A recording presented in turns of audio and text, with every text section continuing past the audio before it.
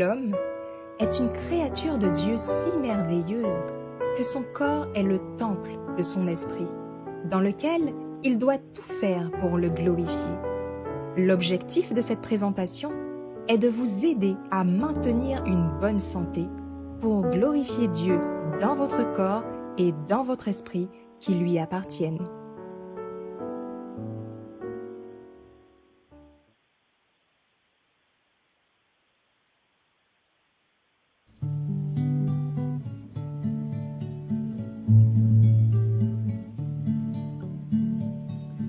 Pécheur, je voudrais te guérir.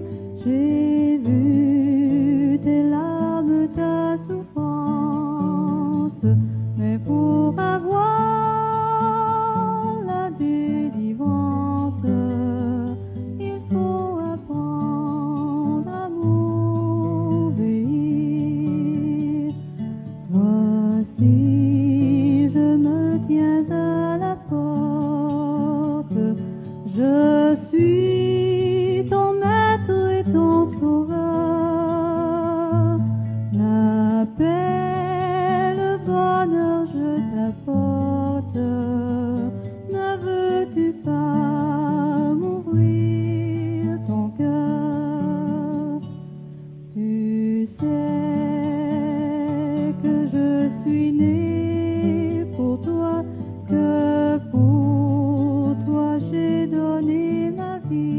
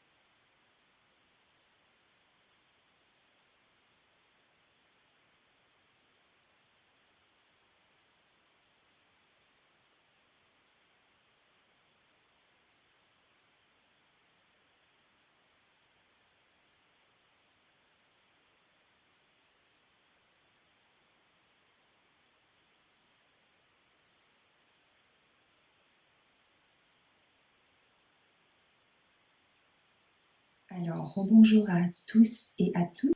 Rebonjour à tous et à toutes et un très bon sabbat en Jésus. Nous allons donc reprendre le service avec la deuxième partie de l'école missionnaire médicale et nous allons considérer notre cinquième médecin de Dieu, à savoir le repos, et surtout l'aspect du massage. Mais avant toute chose, je vais vous inviter avec moi à prendre la position qu'il convient pour la prière.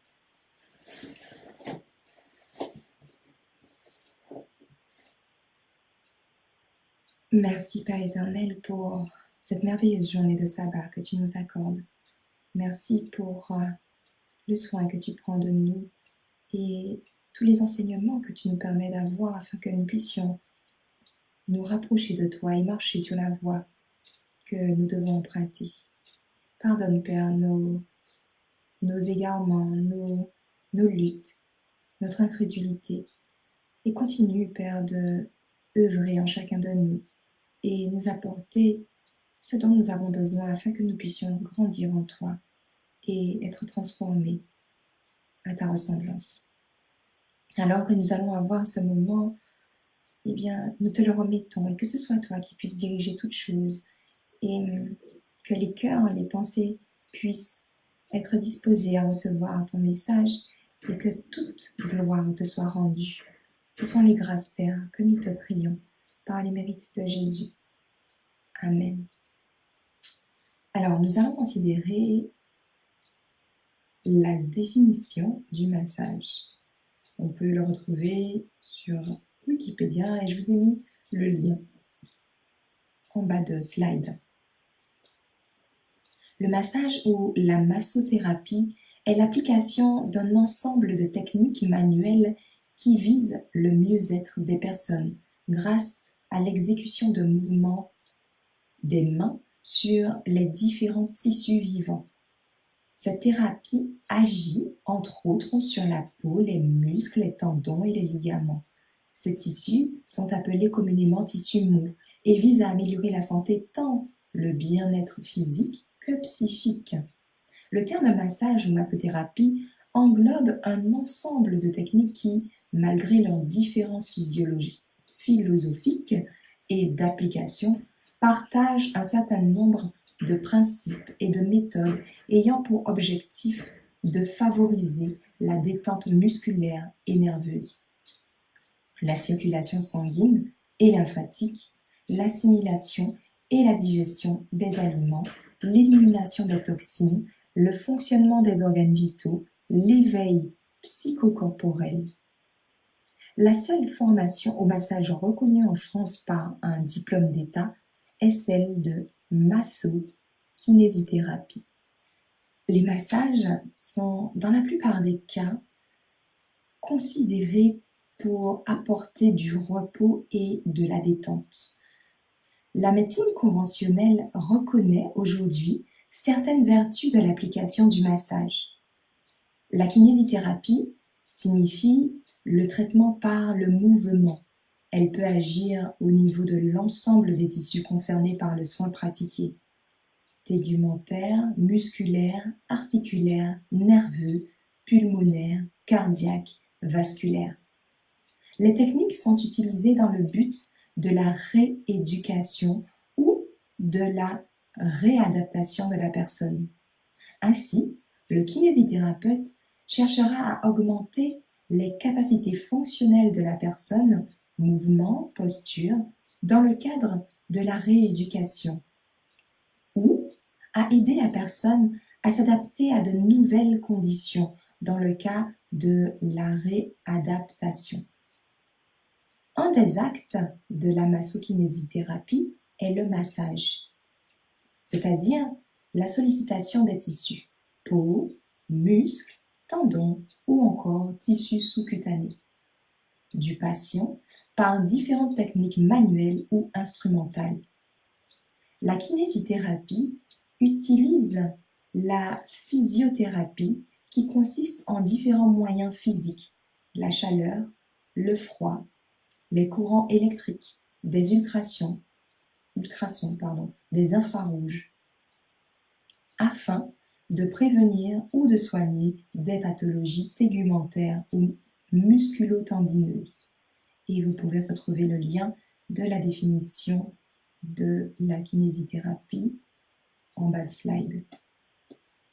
La messagère du Seigneur nous dit, dans l'ouvrage Témoignages pour l'Église, volume 3, à la page 76 de 1872, les massages sont largement bénéfiques pour une catégorie de patients trop faibles pour faire de l'exercice. Mais si tous les malades recouraient à cette solution tout en négligeant de faire fonctionner eux-mêmes leurs muscles, ils commettraient une grave erreur. Le corps a besoin du mouvement pour être en bonne santé. Et cela, même si ce mouvement ou le mouvement est généré de manière passive, comme dans l'acte du massage, comme dans le cadre du massage. Mais encore, dans Tempérance chrétienne à la page 146.1, il nous est dit « C'est une grave erreur que de croire que ceux qui se sont soumis à un surmenage physique ou intellectuel ou qui sont affaiblis de corps ou d'esprit doivent suspendre toute activité pour pouvoir se guérir. Dans quelques cas, un repos absolu peut être nécessaire, mais ces cas sont rares. Dans la plupart des cas, un tel changement serait trop brusque pour être salutaire. La vie, comme on peut le lire encore, est dans le mouvement. En Tempérance chrétienne, toujours, mais à la page 146.3, il ne faut pas conseiller un repos absolu aux victimes de surmenage physique.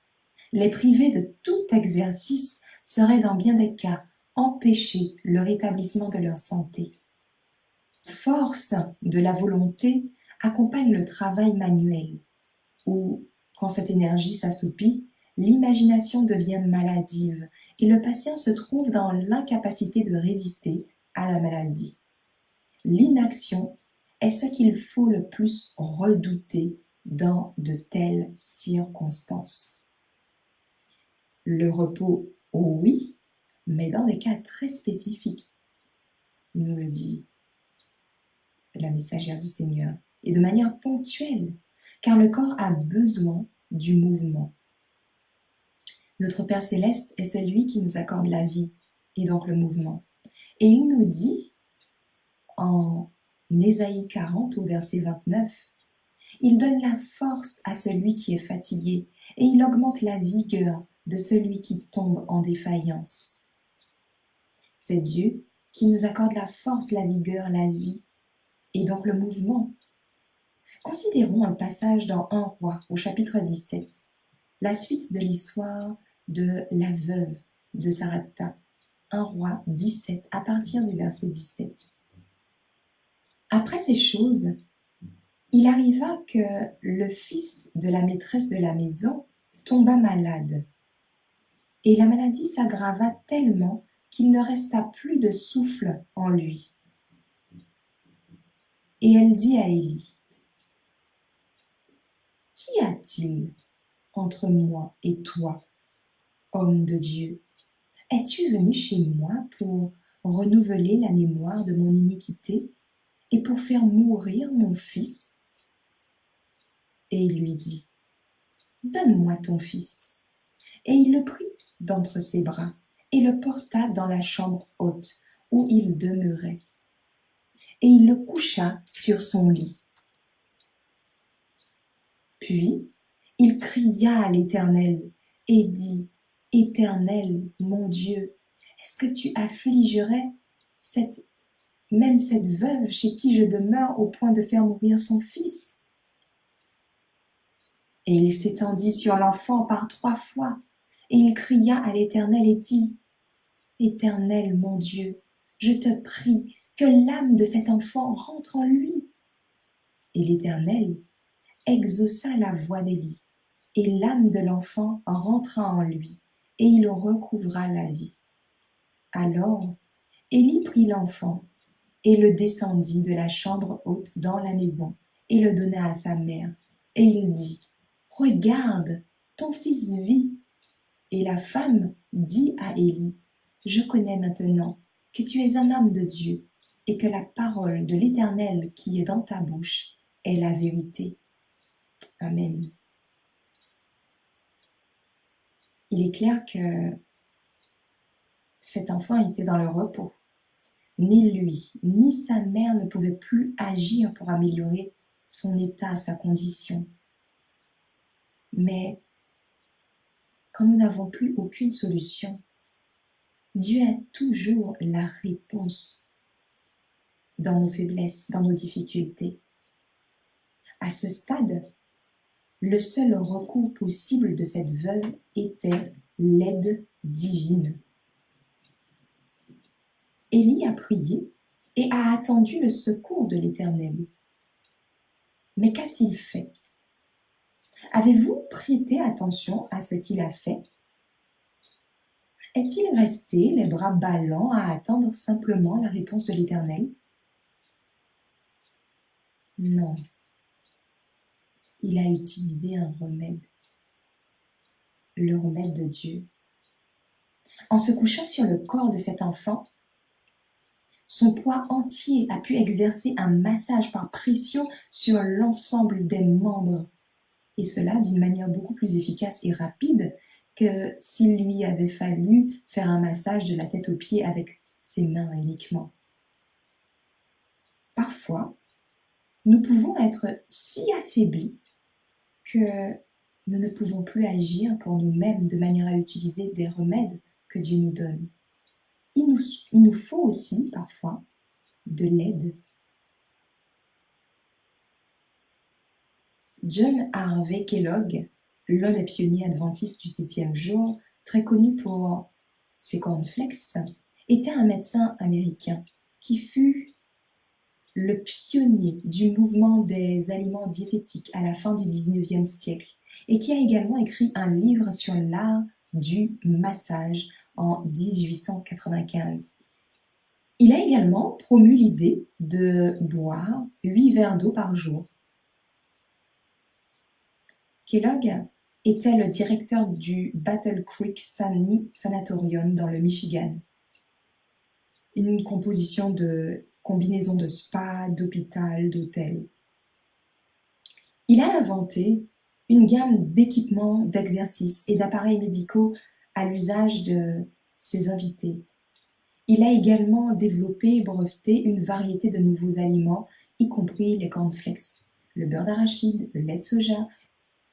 Il a également publié une 50aine de livres sur divers aspects d'une vie saine, préconisant le végétarisme, l'exercice régulier, beaucoup d'air frais et de soleil, la consommation de 8 à 10 verres d'eau par jour, l'abstinence d'alcool, de tabac, de thé, de café. Kellogg a également contribué à la massothérapie et a été appelé le pionnier américain du massage. Et vous pouvez retrouver des informations concernant Kellogg, notamment dans les ouvrages du White Estate, mais également directement en cherchant sur Internet. Il a de nombreux ouvrages qui ne sont pas traduits, qui sont en anglais. Le massage, dans ses applications variées, a une relation directe avec chaque structure et fonction du corps.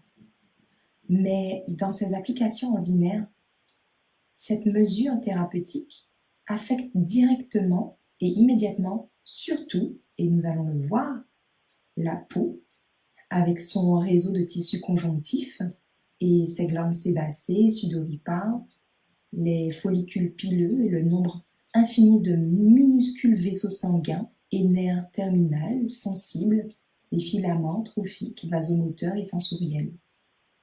Il va également agir au niveau du tissu conjonctif, situé juste sous la peau, avec son riche apport de veines, de vaisseaux lymphatiques et d'espace.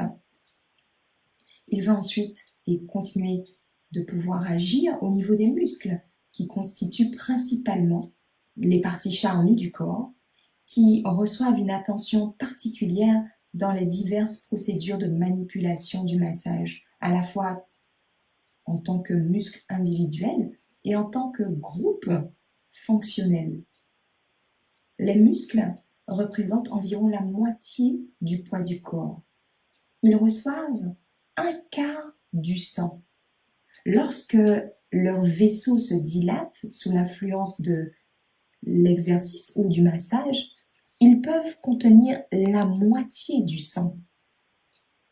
Lorsque les muscles sont actifs, un quart de l'énergie libérée est dépensée en travail, les trois quarts en chaleur. L'exercice musculaire volontaire dépense l'énergie des centres nerveux et des muscles. Le massage, à l'inverse, va stimuler l'activité vitale des muscles, mais sans solliciter les centres nerveux. Les muscles sont constamment actifs sous l'influence du système nerveux, même en état de repos apparent.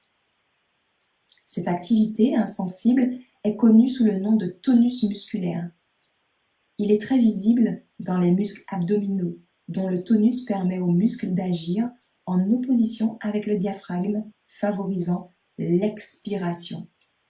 Le massage augmente le tonus musculaire en améliorant leur nutrition. Les massages agissent au niveau des gros vaisseaux sanguins, tant les veines que les artères, mais principalement les veines dont la circulation peut être facilement accélérée ou entravée selon que les manipulations sont appliquées dans le sens où le sang coule dans les veines ou dans le sens inverse. Les gros canaux lymphatiques qui accompagnent généralement les grosses veines sont également amenés directement sous l'influence du massage grâce à des manipulations appropriées. Le cœur lui-même peut être atteint par certaines procédures spéciales et grandement influencé par presque toutes les formes de massage, toutes les formes de manipulation. Il y a également le gros tronc nerveux, qui avec les filaments nerveux terminaux sont influencés par toutes les formes de manipulation, mais surtout par certaines procédures qui sont particulièrement efficaces pour produire des effets stimulants ou sédatifs. Au niveau des viscères, tous les gros viscères de l'abdomen, estomac, côlon, intestin grêle, pancréas, rate, foie, rein, peuvent être amenés plus ou moins directement sous l'influence d'un massage par un opérateur qualifié, tandis que moins directement, mais toujours efficacement, les poumons et le cœur peuvent être influencés par certaines procédures. Les os, les articulations et les ligaments doivent également être mentionnés comme des structures qui sont directement affectées par le massage. Et les masseurs, les personnes qui vont pratiquer le massage doivent avoir fait une étude minutieuse des muscles, des os, des articulations et en fait dans la mesure du possible de toute l'anatomie. Nous ne pourrons pas en une présentation, faute de temps, considérer tous les aspects du massage. Nous n'aurons pas une réflexion exhaustive sur toutes les différentes applications du massage. Nous allons simplement mentionner brièvement les maladies ou domaines dans lesquels la mesure thérapeutique du massage s'est révélée plus visiblement utile. Et donc voici certaines applications thérapeutique du massage.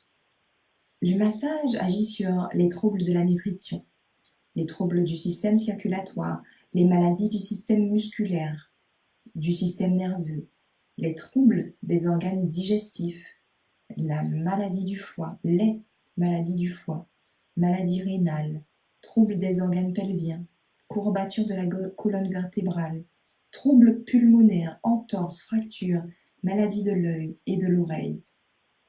Liste non exhaustive. Et vous trouverez ci-joint le lien permettant d'accéder à la source de toutes ces informations.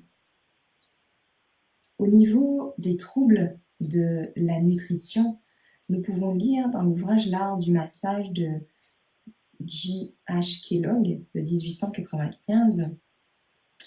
Les médecins anciens, aussi bien que modernes, ont considéré le massage comme une mesure par laquelle les processus nutritifs généraux du corps peuvent être influencés à un degré des plus puissants. La valeur du massage comme moyen thérapeutique découle de son influence remarquable sur la circulation, de la stimulation directe et indirecte des nerfs et des centres nerveux, et de son influence modificatrice remarquable sur l'assimilation, la désassimilation et tous les processus de sécrétion et d'excrétion. Au niveau du trouble du système circulatoire, nous pouvons lire « Hortel a utilisé avec succès le massage du cœur en cas de faiblesse cardiaque. Les massages et les mouvements articulaires sont particulièrement utiles dans les cas de maladies chroniques du cœur, en facilitant la circulation et en soulageant ainsi le cœur d'une partie de son travail, ce qui lui donne l'occasion de se rallier et sa nutrition est améliorée. Lorsque le cœur et les vaisseaux sanguins sont excessivement actifs, comme après un exercice violent, la circulation peut être apaisée par friction.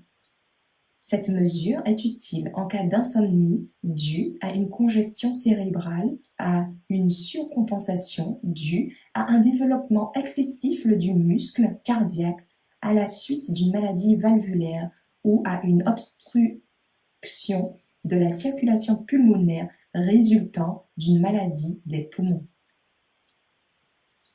Au niveau des maladies du système musculaire, bien que la maladie des muscles s'accompagne généralement d'un trouble des nerfs de contrôle, l'application de massage directement sur les muscles est de la plus haute valeur dans le traitement de la plupart des cas de paralysie musculaire et de parésie. Dans les maladies spasmodiques, telles que la chorée, les résultats les plus excellents ont été obtenus grâce à l'amélioration du tonus musculaire résultant de l'application appropriée de massage, en particulier lorsqu'il est associé à la gymnastique.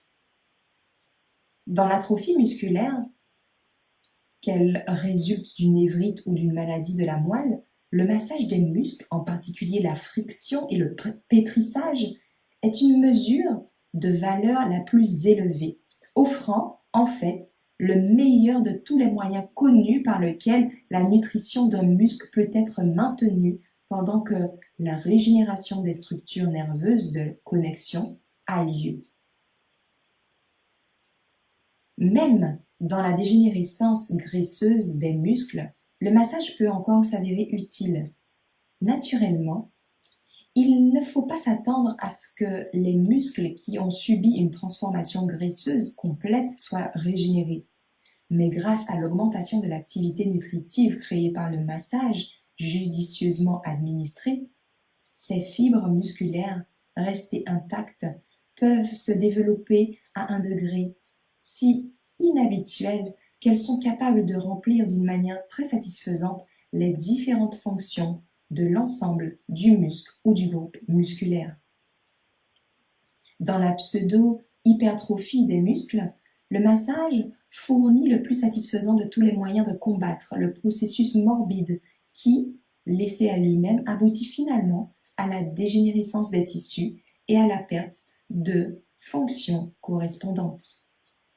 Au niveau du système nerveux, il n'y a certainement pas de classe de troubles dans lesquels le massage a remporté de plus grands triomphes que dans les maladies du système nerveux. surtout celles qui sont de caractère purement fonctionnel. Dans les diverses formes de neurasthénie, le massage a, en liaison avec un régime approprié, souvent accompli des résultats peu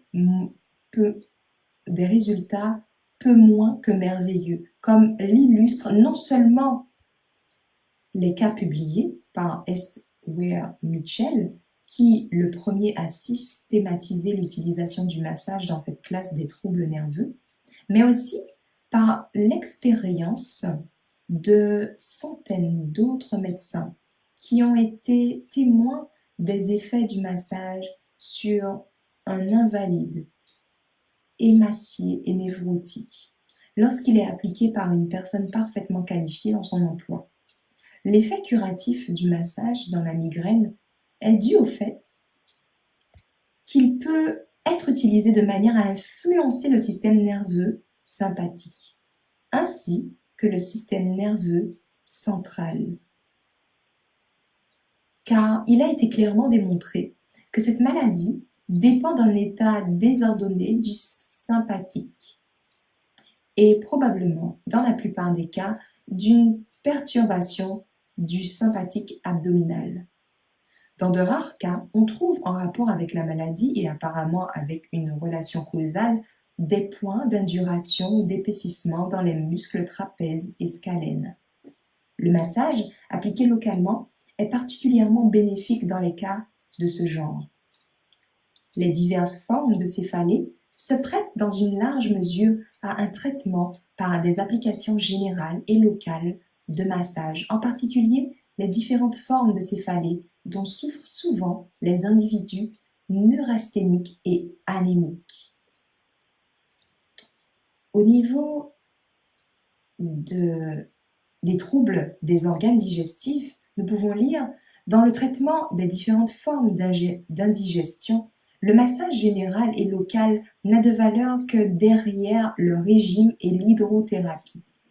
Dans certaines classes de cas, en effet, le massage peut difficilement être considéré comme secondaire aux agents thérapeutiques importants mentionnés, en particulier dans les cas où la dilatation de l'estomac, le prolapsus de l'estomac ou des intestins, ou d'autres dérangements mécaniques ou statiques des viscères sont principalement responsables des symptômes présents.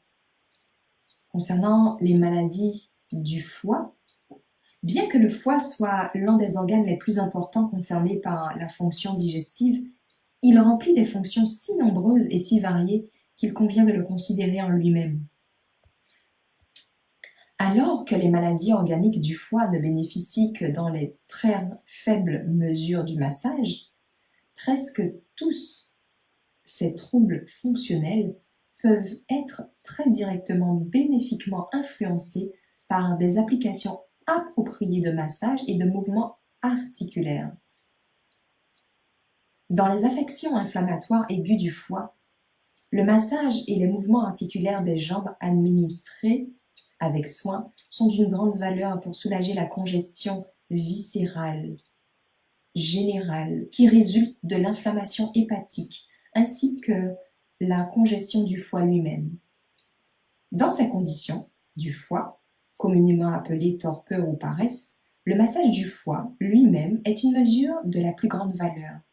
Les percussions vigoureuses sur la région du foie, le pétrissage des parties de l'organe accessibles à la main du masseur sont d'une très grande valeur, mais une valeur encore plus grande doit être attachée au massage abdominal général et au massage thoracique combiné avec des mouvements respiratoires par lesquels la circulation stagnante du foie peut être accélérée.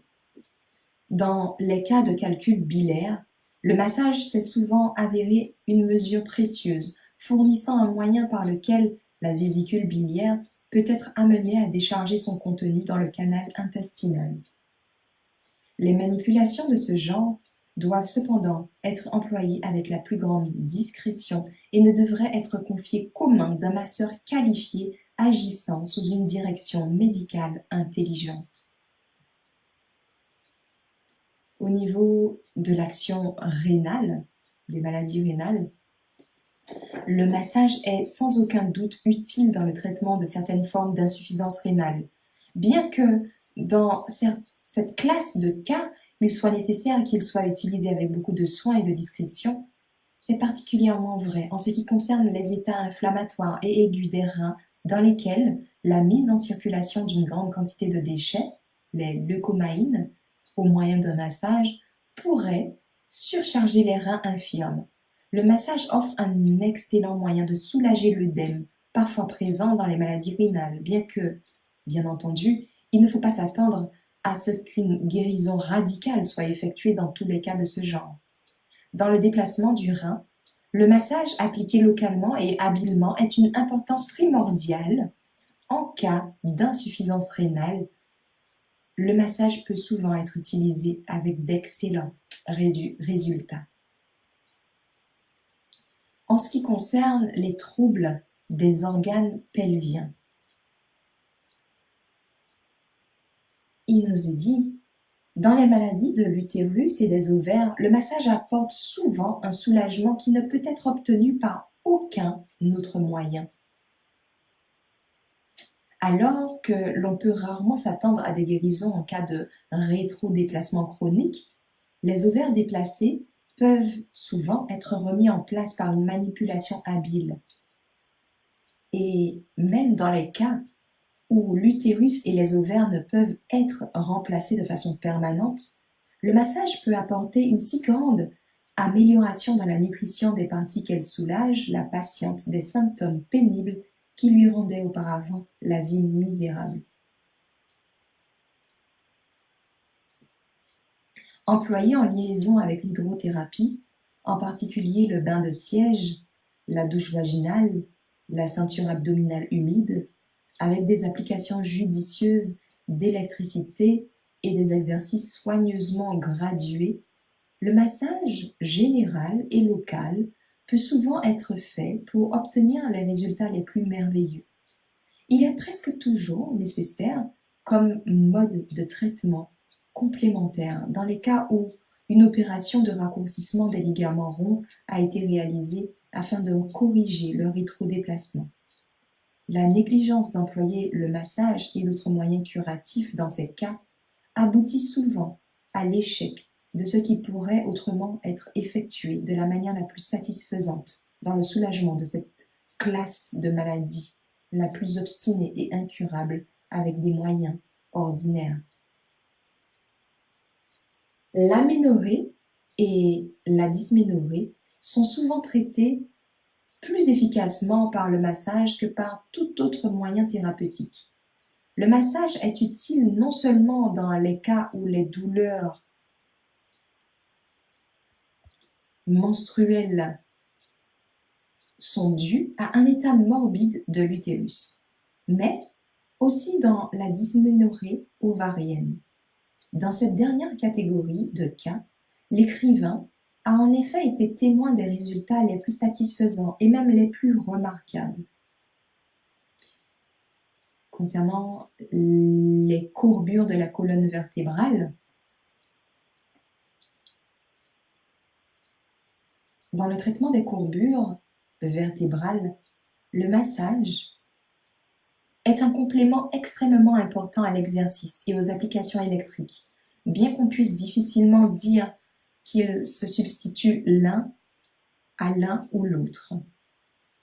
Par la combinaison de ces trois remèdes, cependant, des résultats qui semblent à peine moins que merveilleux peuvent être obtenus dans des cas convenables, mais on ne peut guère s'attendre à une dégénérescence graisseuse des muscles et à des modifications structurelles des vertèbres.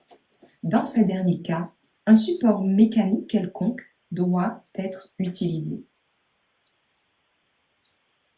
En ce qui concerne les troubles pulmonaires, le massage est utile dans diverses formes de maladies pulmonaires, en particulier dans la pleurésie chronique accompagnée d'exudats séreux. Polyacor apporte des résultats les plus excellents dans le traitement de cas de pleurésie avec exsudation. L'absorption ayant eu lieu en 8 à 20 jours, dans chacun des 10 cas traités par cette méthode. Dans l'application du massage au thorax pour favoriser l'absorption, les manipulations doivent être en direction des lymphatiques qui courent vers l'aisselle. Toutes les différentes procédures de massage de la poitrine doivent être utilisées. Dans l'emphysème, le massage peut être utilisé de manière à soulager la congestion pulmonaire et à faciliter l'expiration. Dans la phthisie, l'auteur a vu d'excellents résultats de l'utilisation du massage. Mais il ne faut pas oublier que le massage, ainsi que l'exercice, doivent être suspendus pendant les conditions fébriles, car les fonctions de régulation de la chaleur du corps sont sérieusement entravées dans la phthisie, ainsi que dans les états fébriles aigus. Le massage administré dans de telles conditions augmentera la production de la chaleur et hors de toute proportion avec la vigueur du traitement. De même, un exercice aussi léger que rester assis dans son lit produira quelquefois une rechute dans des cas de fièvre typhoïde après la convalescence est bien établie. La seule forme sous laquelle le massage peut être utilisé avec avantage ou sans risque de blessure est celle de friction légère. Le frottement, centripède et centrifuge peut être utilisé.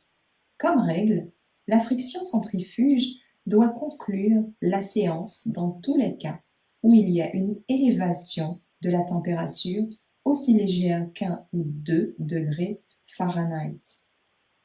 Et le patient doit se reposer pendant au moins 2 heures après le traitement. Le meilleur moment de la journée pour appliquer le massage en cas de maladie pulmonaire est le temps après le petit déjeuner ou avant le début de l'augmentation quotidienne de la température. Le massage de la poitrine est particulièrement utile. En ce qui concerne les entorses et les fractures, le schéma général à suivre dans l'emploi du massage dans le traitement des fractures est le suivant. Lorsque la fracture est réduite, placez dans un appareil d'immobilisation. Après 3 ou 4 jours, retirez chaque jour et massez l'ensemble du membre en prenant soin d'éviter le déplacement des fragments. Après le massage, les attelles ou autres appareils d'immobilisation doivent être soigneusement remis en place. Le massage de la partie du membre adjacent à la fracture doit d'abord être très doux, consistant en des mouvements de friction et de foulage centripède, la pression étant progressivement augmentée de jour en jour. Le massage profond étant induit au plus tard 8 ou 10 jours après la date de la fracture. Des percussions légères de diverses sortes peuvent être appliquées à l'ensemble du membre. Un massage en profondeur peut être appliqué sur les parties non lésées du membre dès le début. L'auteur a trouvé avantageux d'utiliser des fomentations chaudes et d'alterner des compresses chaudes et froides en liaison avec le massage. À chaque traitement, les articulations qui sont confinées par les attelles doivent être soigneusement fléchies de manière à conserver une parfaite mobilité. Et enfin, les maladies de l'œil et des oreilles et de l'oreille. L'asténopie musculaire et le glaucome, l'ulcère cornéen, l'opacité cornéenne et diverses autres affections oculaires ont été traitées avec succès par massage. Certaines formes de surdité, en particulier la surdité due à une maladie cataracale, des trompes d'Eustache, peuvent être non seulement temporairement soulagées, mais définitivement améliorées par un massage de l'oreille, du cou et de la gorge. Même le catarrhe nasal aigu et chronique s'améliore avec des applications soigneuses de massage sur le visage et le cou. Donc voilà. Nous allons maintenant considérer quelques exemples de cas traités par l'application de massage. Madame W, âgée de 53 ans, a été reçue pour un traitement en février 1893. elle avait toujours été encline à l'obésité. Mais s'était récemment retrouvée à prendre du poids si rapidement que la vie était presque un fardeau. Cette patiente est restée sous traitement 6 semaines, au cours desquelles, sous massage vigoureux administré quotidiennement, elle a perdu du poids à raison de près d'1 livre par jour. Alors, ici, il est fait mention de livres, mais si l'on considère les livres en kilos, eh bien, 1 livre représente à peu près 450 grammes. Donc, sur les 6 semaines, si l'on veut mieux comprendre en termes de proportion, 6 semaines qui correspondent à 42 jours, eh bien, 1 livre par jour correspondrait à 42 livres au bout de ces 6 semaines, donc 19 kilos, pour parler en termes de kilos, en 6 semaines. Un autre exemple. Madame H, âgée de 30 ans, a été admise à un traitement en avril 1887.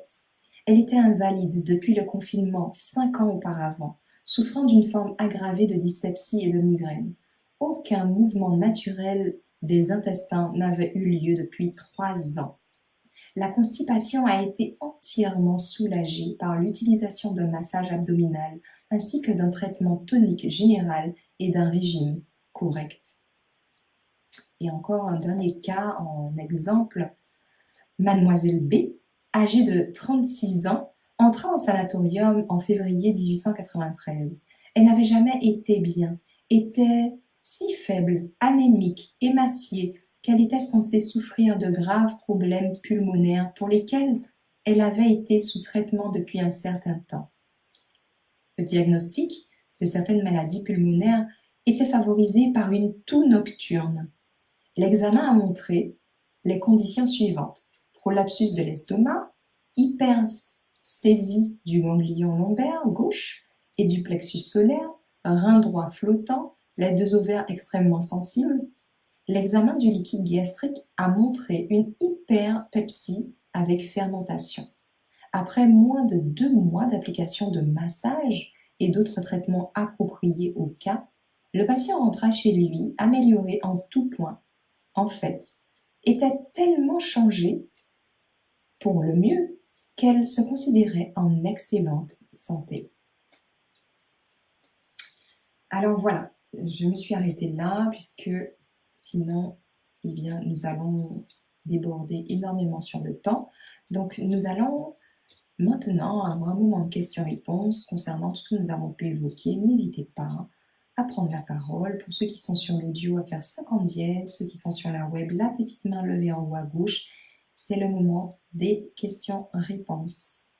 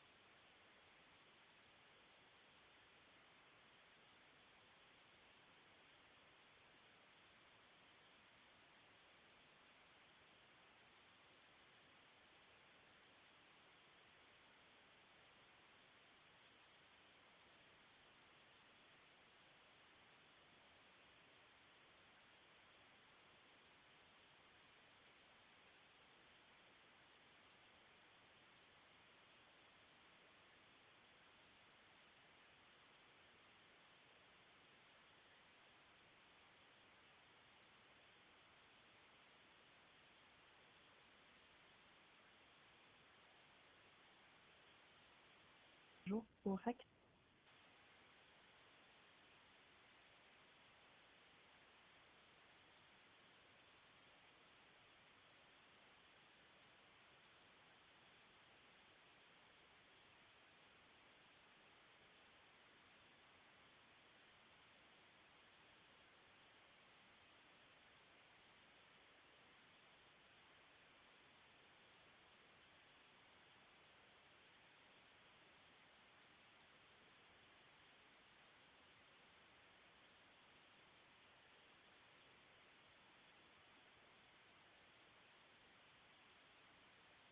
Micro a été activé.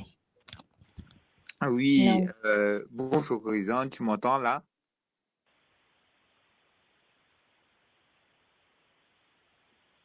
Je suis désolé, j'ai pas de retour, je sais pas si on m'entend ou pas. Oui, on t'entend. C'est que faut pas que ça fasse du bruit. Je coupe mon micro quand tu parles, mais on t'entend. D'accord, ok, merci. Tu as parlé dans ton étude, en fait, qu'on pouvait faire des massages, en fait, celui, si j'ai bien compris, en fait, celui qui a des problèmes de digestion.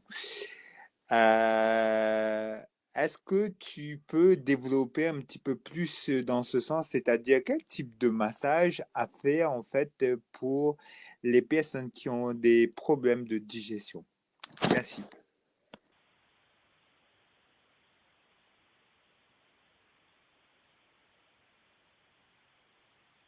Tant que mon micro s'active.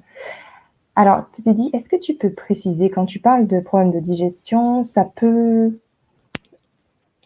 très très large en fait, hein, parce que le tube digestif commence par la bouche et se termine par l'anus, si tu vois. Donc, ça peut être divers et varié en fonction de la problématique. Est-ce que tu peux préciser en fait ta question pour que la réponse soit appropriée et pas à côté en fait de ta requête?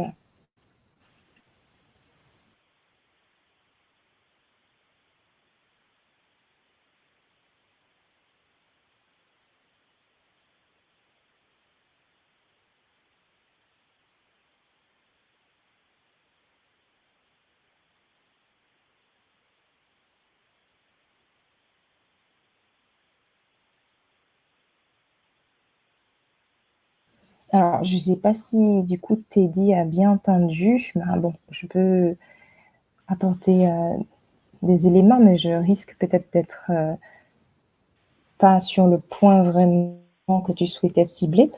En fait, le massage peut favoriser en fait une accélération de la digestion, mais dès le début, je ne sais pas si vous avez fait attention à ce point-là. Là, on a abordé, ou du moins plutôt les aspects en fait qui permettent de comprendre que le massage n'est pas juste un moyen de bien-être, tout simplement. Quand on regarde la médecine au niveau des pionniers, comment elle était utilisée, elle a véritablement été un remède pour bien des pathologies. Et au niveau de ces pathologies, on n'est pas en fait sur des actions qui seraient pas effectuées par des personnes qui ont en fait des compétences, qui ont en fait une connaissance des organes, de leur fonctionnement, du sens des manipulations. Et là, il va être un peu difficile d'expliquer en fait des techniques de massage en fonction des catégories de pathologies, etc. Il faudrait, je pense, de manière pour que ce soit judicieux et efficace, il y ait vraiment en fait une élaboration en fait dans les détails pour expliquer. On parle de technique manuelle, ça nécessite en fait de la démonstration. Donc déjà juste pour donner des éléments concernant le point que tu as évoqué, Teddy, le massage a en fait des effets sur la digestion, mais pas une seule fonction. C'est-à-dire que elle va en fait encourager la digestion. Si c'est quelqu'un qui a du mal à digérer, qui a un transit qui est lent, le fait de masser au niveau de l'estomac, si c'est un problème de digestion et qu'on sent que voilà, on digère très très lentement et que voilà, eh bien le fait de masser au niveau de l'estomac, donc ça nécessite de savoir où se situe précisément l'estomac, par des mouvements de friction sur l'estomac suite à la prise du repas, eh bien cela va venir en fait accélérer en fait le processus de la digestion et on peut gagner plus de 10 à 15 minutes dans le laps de temps que les aliments en fait vont rester dans le bol de l'estomac. Voilà. Donc ça c'est déjà au niveau de l'estomac. Après, il y a aussi une amélioration de manière générale sur l'appétit. Et également pour l'élimination, puisqu'on a vu un cas pour des personnes qui avaient des problématiques d'obésité ou autres. Donc, le fait d'éliminer en fait des déchets, le fait de masser au niveau du tube digestif, en fait, des organes digestifs, eh bien, on va favoriser également l'élimination des déchets et l'accélération de la circulation sanguine et lymphatique à ce niveau-là, en fait. Et cela va en fait induire une amélioration de l'appétit. Donc, non seulement on peut favoriser en fait la durée de la digestion, accélérer la digestion, on peut favoriser grâce au massage l'amélioration de la nutrition et notamment de l'appétit. Également, la sécrétion des fluides digestifs, le fait du massage abdominal, eh bien cela va venir influencer les réflexes des glandes et de la circulation de l'estomac, des intestins, et produire plus rapidement les fluides nécessaires pour la digestion. Donc, que ce soit au niveau de la quantité et aussi de la qualité. Le massage va permettre aussi de favoriser l'absorption des produits de la digestion, donc l'adsorption. Donc, à ce moment-là, le fait de masser au niveau intestinal, donc plus bas, on va venir favoriser aussi l'absorption des aliments. Donc, il y a ça. Donc, dans tous les cas, le fait de masser, en fait, ça va favoriser le péristaltisme tout autant, mieux, voire plus, que le fait simplement de juste marcher. Voilà. Le fait de masser considérablement va venir induire aussi de la chaleur, favoriser la circulation. Et cette action mécanique manuelle, eh bien, va induire tout un tas de phénomènes positifs pour la digestion. Il y a aussi le cas des transits lents au niveau de la constipation. Et dans ce cas, le fait de masser au niveau du ventre et donc beaucoup plus bas, eh bien, on va venir aussi favoriser en fait donc ce péristaltisme et favoriser en fait l'élimination. Donc, je ne sais pas si il y avait un point très spécifique que tu souhaitais cibler à ce niveau-là, mais il y a plusieurs en fait domaines d'action possibles des massages au niveau en fait de l'abdomen, en fait, du tube digestif en fait. Voilà. Alors, je vais laisser mon micro fermé au cas où si tu veux intervenir, Teddy.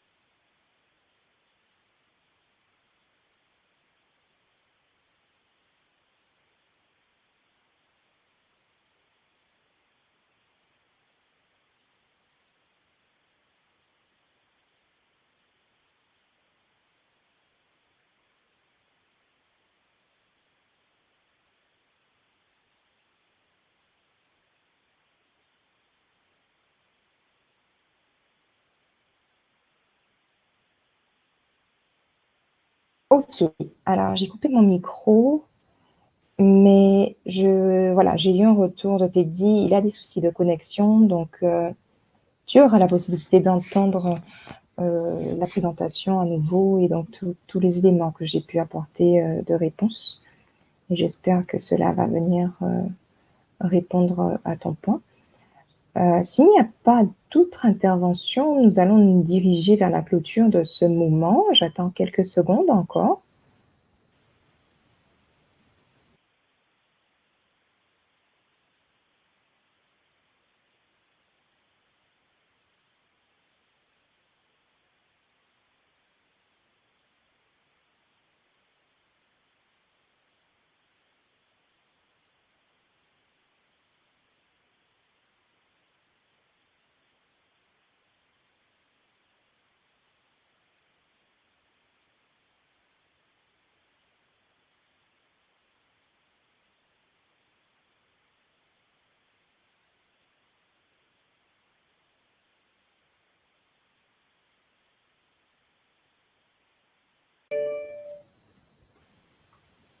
Ok. Alors, quand je n'ai pas d'autres retours, la messagère du Seigneur nous dit: il est important que des instructions soient données par les pasteurs sur la manière de vivre d'une façon tempérante. Ils devraient montrer comment l'alimentation, le travail, le repos, l'habillement sont en relation avec le maintien de la santé. Tous ceux qui croient à la vérité pour les derniers jours ont une œuvre à accomplir dans ce domaine. Cela les concerne et Dieu leur demande de stimuler l'intérêt qu'ils portent à cette réforme. Il ne sera pas satisfait de leur façon d'agir s'ils considèrent cette question avec indifférence. Le repos, tout comme l'exercice physique, autrement dit, le mouvement, les mouvements font partie des remèdes que Dieu nous accorde afin de préserver ou de retrouver une bonne santé. Et la messagère nous dit que nous ne devons pas considérer ces questions avec indifférence. Dans un autre ouvrage, et la référence de ce que je viens de lire se trouve en Testimonies for the Church, volume 1, 618, la page. Et là, nous considérons le ministère évangélique à la page 412.1. Des moments de sommeil et de repos ainsi qu'une bonne quantité d'exercices physiques sont essentiels au bon fonctionnement du corps et de l'esprit. Dérober à la nature des heures qu'elle a réservées au repos et à la récupération, en permettant à un homme de faire le travail de 4 ou de 3 ou même de 2 seulement, conduira à une perte irréparable. Puissions-nous agir et nous conduire de manière à maintenir ou recouvrer une bonne santé en utilisant et usant largement de tous les remèdes que Dieu nous accorde. Et je vais vous inviter à vous incliner avec moi pour la prière.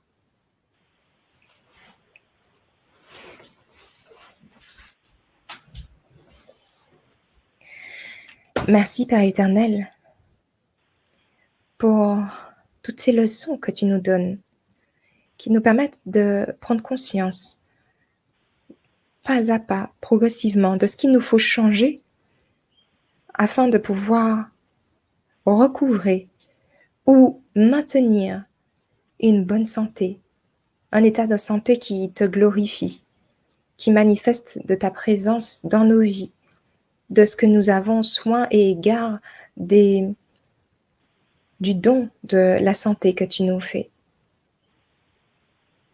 Alors que nous avons vu combien le repos est nécessaire, mais combien plus également le mouvement.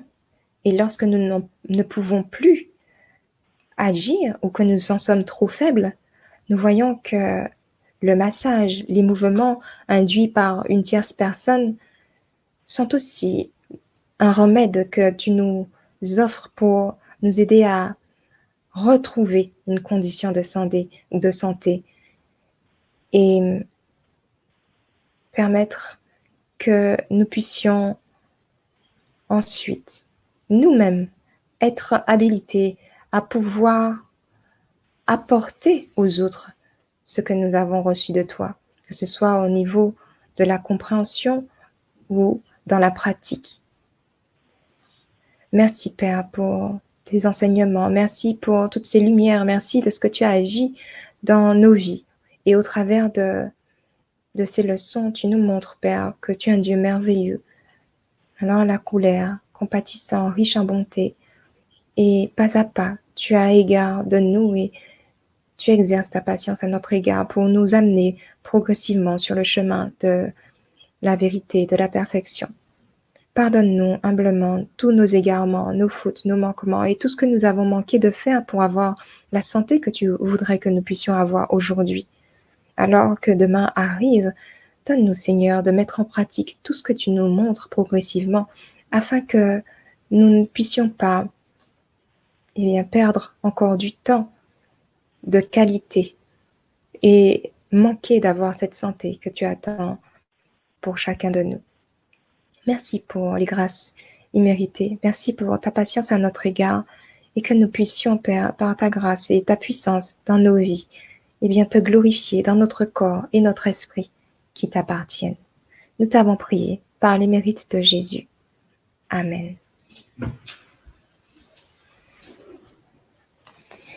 Alors, ce moment touche à sa fin et nous allons, le prochain service, avoir un moment de méditation et d'intercession à 19h qui se fera uniquement en audio.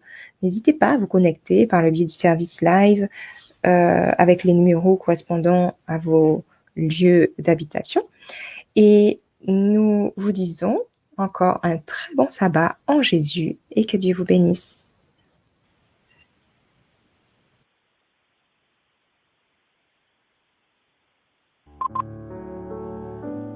Merci d'avoir écouté cette présentation avec intérêt.